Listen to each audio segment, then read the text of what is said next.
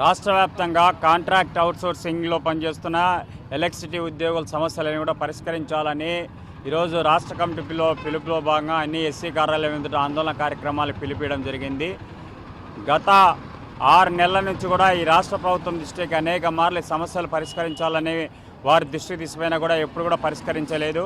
ఇప్పటికి కూడా సమస్యలు పరిష్కరించకపోతే విద్యుత్ సంస్థలో పనిచేస్తున్న కాంట్రాక్ట్ అవుట్సోర్సింగ్ ఉద్యోగ సమస్యలు చాలా తీవ్రం ఉన్నాయి కాబట్టి వాళ్ళ ఎస్సీ కార్యాలయం ఎదుట ఆందోళన చేసి 10 రోజుల్లో సమస్యలు పరిష్కరించకపోతే తీవ్రమైన ఆందోళనకు వెళ్తున్నాం. ప్రధానంగా మేము చేస్తున్న డిమాండ్స్లో ఎక్కడ కూడా గొంతెమ్మ కోరికలు లేవు. గతంలో కూడా ఈ ప్రభుత్వానికి చెప్పిన విధంగానే అవన్నీ కూడా అమలు చేయాలని అడుగుతున్నాం. 2022 పిఆర్సీలో ఇవ్వాల్సిన అరియర్స్ను వెంటనే చెల్లించాలనేది గతంలో ముఖ్యమంత్రి గారు ఇడుపులపై నుంచి పాదయాత్ర పెట్టిన సందర్భంగా ఆయన ఏమైతే వేంపల్లెలో ఎర్రగుంటలో ఇచ్చిన హామీని అమలు చేయాలని చెప్తున్నాం.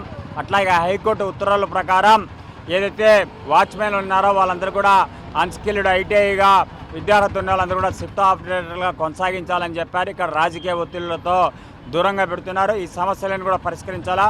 ప్రతి సబ్స్టేషన్లో కూడా వాచ్మెన్ అవసరం అనేది చాలా కీలకం. వాటిని కొనసాగించాలనేది విద్యా అర్హతలు ఎవరైతే పనిచేస్తున్న కాంట్రాక్ట్లో ఉన్న వారందరూ కూడా డిగ్రీలలో బీటెక్ ఇవన్నీ ఉన్న వారందరూ కూడా హై స్కిల్డ్ వేతనాలు ఇవ్వాలని ఈ ప్రధానమైన డిమాండ్స్తో ఈరోజు చేస్తున్నాం. అట్లాగే మీటర్ రీడరు బిల్ రీడర్లకు సంబంధించి కూడా ఇవాళ ఉపాధి లేకుండా పోతుంది. వారందరికీ కూడా 10 రోజుల 5 రోజుల మీరు సంస్థలో వాడుకొని మిగతా దినాలు వాళ్ళందరినీ కూడా సంస్థలోనే కొనసాగించాలని సిఐటిగా మేము ఈ ప్రభుత్వానికి ఎస్సీ గారికి డిమాండ్ చేస్తున్నాం.